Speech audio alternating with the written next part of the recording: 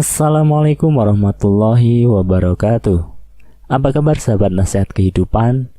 Kali ini saya akan kembali lagi menceritakan kisah misteri yang berjudul Amarah Desa Jin bagian yang ke-7.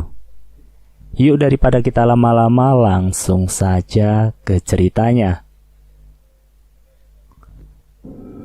Semua menatap takut melihat senyuman mengerikan dari bibir anak Nyai yang seolah memberikan isyarat yang bertujuan buruk.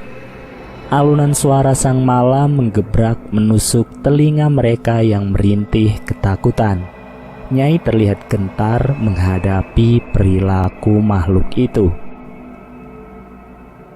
Sudah takdir saya mengganggu manusia, ucap makhluk itu diakhiri dengan senyuman khasnya. Nyai menyeringai, wajahnya terlihat sangat serius. Ia seperti sedang memikirkan sesuatu. Pikir Anto, mungkin Nyai mencari cara bagaimana mengakhiri ini. Nyai terlihat kebingungan dalam bersamaan. Sementara rumah yang menjadi tempat tinggal mereka sekarang sudah rata dengan tanah. Tidak ada lagi kebun itu, kebun pisang yang sudah sedari lama ada di tempat itu. Bisa saja mereka lebih lama berada di tempat itu daripada orang yang pertama kali membangun kampung itu. Nyai perlahan mendekati makhluk yang masih berada di dalam tubuh anaknya.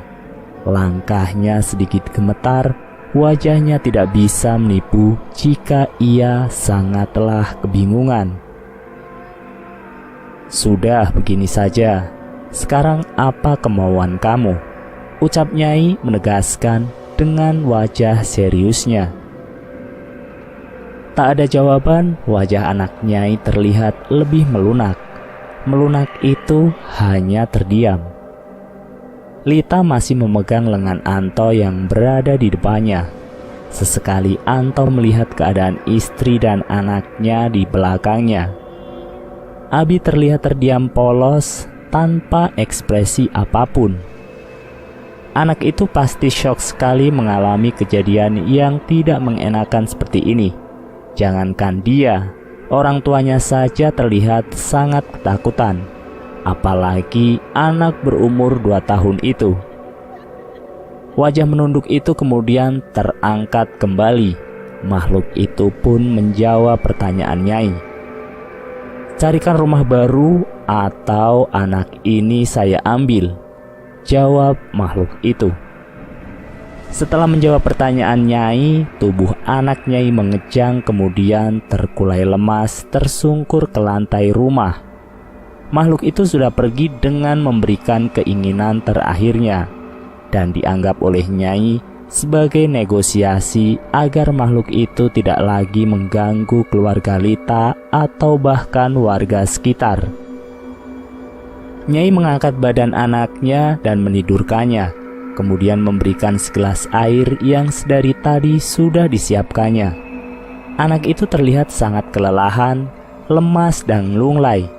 Wajahnya sedikit pucat dengan tatapan yang tak biasa. "Gak apa-apa Nyi si Aa?" tanya Anto mendekat. Sementara Lita dan Abi tersandar ke tembok dengan wajah yang sudah sedikit tenang dan lebih baik daripada tadi. Nyai hanya mengangguk, isyarat tidak perlu khawatir dengan keadaan anaknya itu. Nyai yang terlihat kelelahan juga setelah menghadapi makhluk itu. Mengangkat tangannya kemudian memberikan isyarat agar Anto segera pulang malam itu juga. Anto menurutinya kemudian bergegas menyalami Nyai dan mengucapkan terima kasih kepada Nyai dengan perasaan yang sudah lumayan tenang. Hanya saja dia kebingungan dengan jawaban makhluk itu terakhir kali. Apa yang harus dilakukan selanjutnya?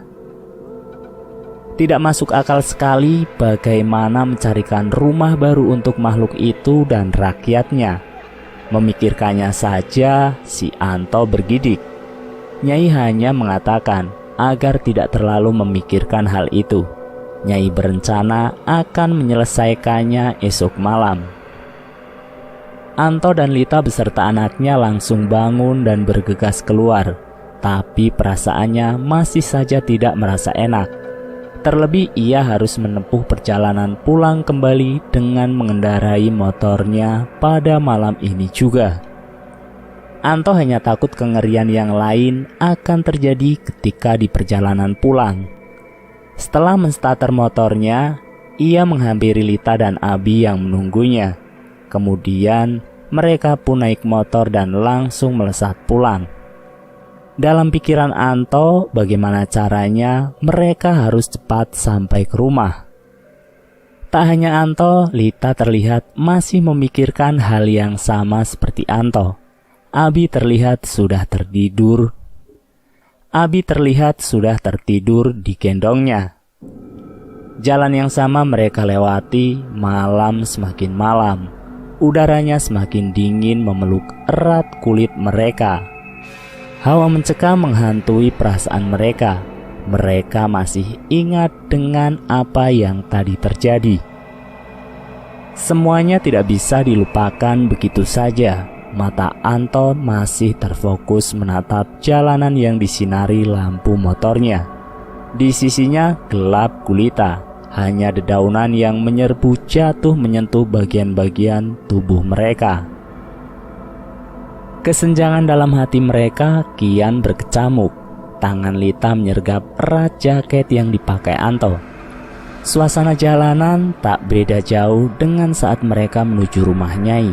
Hanya saja udara lebih terasa dingin. Tak terjadi apa-apa hingga mereka menjumpai beberapa rumah warga yang lain, dan itu membuat mereka mulai merasa aman dan nyaman. Setelah memasuki kampung, tak lama mereka pun datang ke rumah. Lita dan Abi yang berada di gendongnya pun turun perlahan dari atas motor.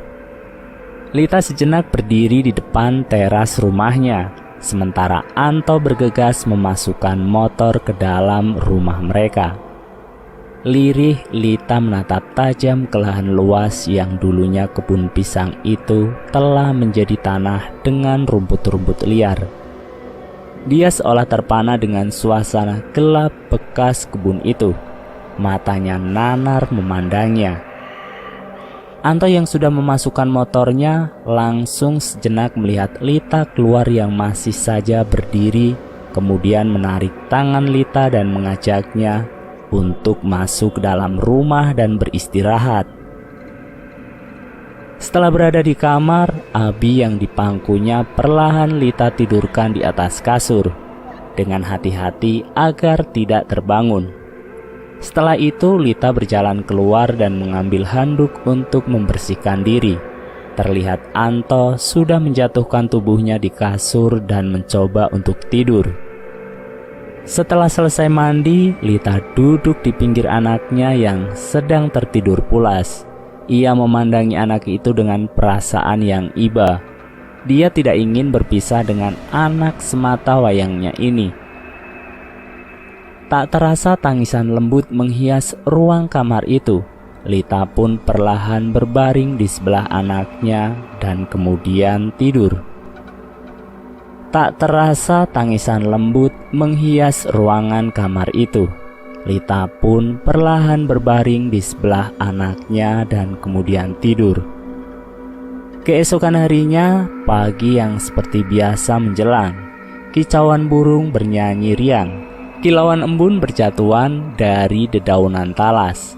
Riuh suara ibu-ibu mengobrol di sumur umum. Pagi itu sangat normal sekali. Anak-anak bergerombol pergi untuk sekolah. Tapi suasana rumah Lita sangat terasa tidak mengenakan. Anto dan Lita merasa tidak nyaman di rumah itu. Padahal biasanya terasa biasa saja. Perasaan mereka masih saja tidak enak. Apa kejadian semalam masih membuat mereka merasa seperti lain, pikir Lita. Sayur, sayur. Suara cempreng tukang sayur memanggil di depan rumah Lita. Segera Lita mengambil dompet dan menghampiri tukang sayur langganannya tersebut. Beberapa ibu-ibu datang pula mengerubungi dagangan tukang sayur itu. Seperti biasa, mereka akan mengobrol, membicarakan satu topik. Lita terlihat lebih memilih diam sembari memilih-milih sayur bayam yang terikat rapi berwarna hijau segar. Lirih dia mendengar satu ibu-ibu mengatakan hal yang sangat disetujui oleh Lita. Perasaan saya aja, apa bukan ya? Di dalam rumah tuh kayaknya panas gitu, nggak enak aja gitu. Agak nggak nyaman kayak biasanya, ucap Bu Astri. Sama Bu, rumah saya juga kerasa gimana gitu. Kerasa merinding terkadang saat Bu Cici menyetujui perkataan Bu Astri. Lita hanya memandang sendu dan bergegas pergi setelah membayar sayur yang sudah ia beli. Setelah masuk ke rumah, Lita menceritakan apa yang dikatakan ibu-ibu tadi. Jadi, Anto dan Lita berpikir jika rumah-rumah warga terasa sama dengan keadaan rumah mereka. Apa ada hubungannya dengan masalah yang sekarang mereka hadapi? Mereka melamun memikirkan hal itu. Hingga suara tangisan Abi memecah lamunan Anto dan Lita. Lita langsung sedikit berlari menuju kamarnya dan melihat anaknya yang sedang bersambung. Saya akhiri cerita ini sampai di sini dulu ya. Nanti saya akan lanjutkan pada bagian yang ke-8. Terima kasih sudah menonton video nasihat kehidupan. Jangan lupa tekan tombol like, share, dan komen. Tekan subscribe untuk mengikuti video kami selanjutnya ya. Wassalamualaikum warahmatullahi wabarakatuh.